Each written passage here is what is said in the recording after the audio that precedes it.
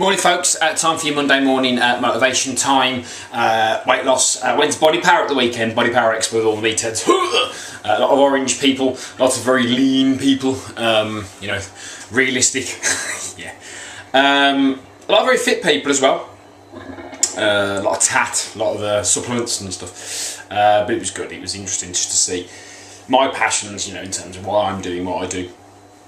And I love lifting weights, I love fitness, I love all the different kooky little things you can do to get fit and increase your performance levels, I think, because there's different types of people, really. I think the first thing to acknowledge, I think, if you're regularly exercising, or you start regularly exercising, you're in probably about the top 10% of people in the country. Now, roughly, I would say. Because if you look at everybody that you know, there's probably only about 1 or 2 out of 10 that exercise regularly, and I don't mean sort of they just do it in the summer or the spring and then they stop in the winter. I'm talking regularly. So actually, if you're doing that, the first thing to say is well done. If you're not doing it, well, there you go. So if you get into it, you will be sort of in a quite selective group, which is good. So remember what you're doing, even though it might just be walking 5 days a week or running a mile or whatever.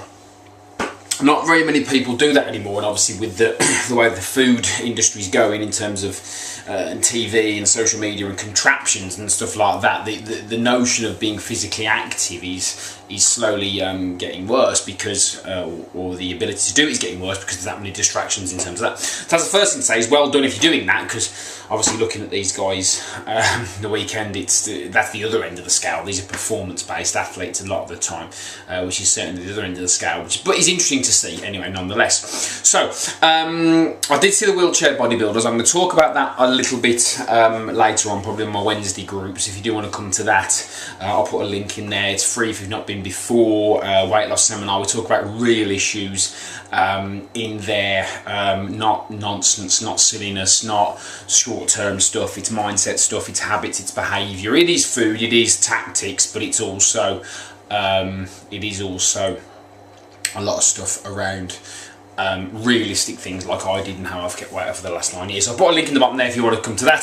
What I want to talk about today is belief systems. Now, I wrote a blog last week, which again I'll put a link in the bottom about it was called Darth Vader, Father Christmas and Weight Loss, and basically the title was designed to get you hooked in to read it, but the point was about, particularly the Father Christmas element, was about belief systems. Now I remember being 10 years old and thinking I heard Father Christmas outside my bedroom, and I was convinced it was him, you know, and I think we've all been there, we've all had this belief system around certain things, and that was a great example to use, because now if you said to anyone, oh, you know, fat bloke flying a sleigh in the air with pulling by reindeer, you'd be like, yeah, right. But when you were a young child, most of us had the strong belief that Father Christmas existed. Now, one of the biggest problems, or one of the biggest challenges that people face when they're trying to lose weight, when everyone's trying to lose weight, is social factors, and they don't see this, they don't teach you this in weight loss school. You're going to go to work the first day when you're trying to be good, and the cakes and donuts and crap's going to come out, and you have to build the strength to be able to say no to that.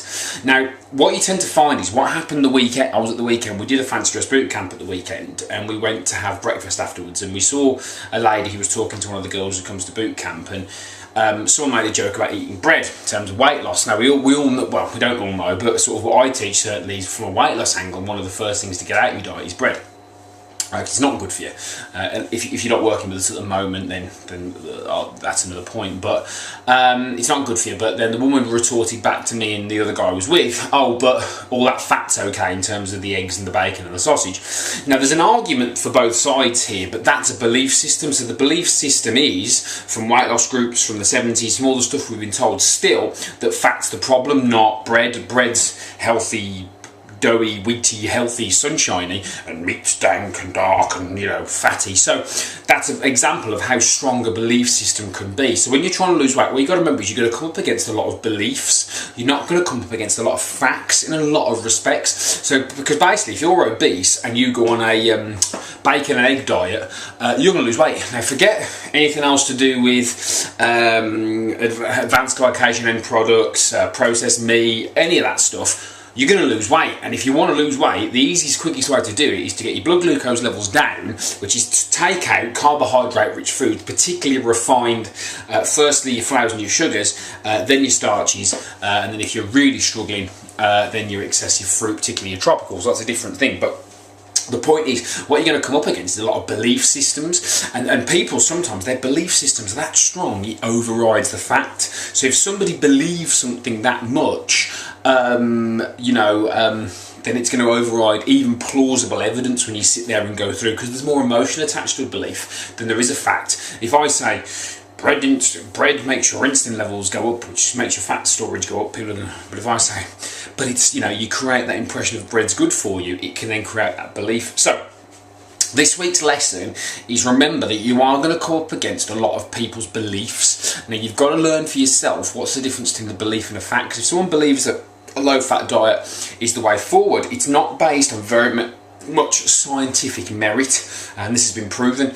Now when I say the word scientific merit, again we switch off because it's not exactly exciting. Where someone believes that low fat's the way to go. What, you mean I can eat this light fluffy Greek yogurt with fruit in it and it's low fat? Yes you can, it's full of sugar, but yes you can, see what I mean? So there's that, they're tapping into belief systems rather than facts. So lesson for this week is, guys, if you are trying to be good, it is hot, which has two benefits. If you're in the UK, by the way, has two benefits. Firstly, it's it has one benefit, one drawback. Sorry, which is, firstly, it's hot, so you don't want to eat crap and get big, because you're going to get hot and sweaty and you want to look good for the summer. But the other side of it is, it drives us to do behaviours that make us overweight.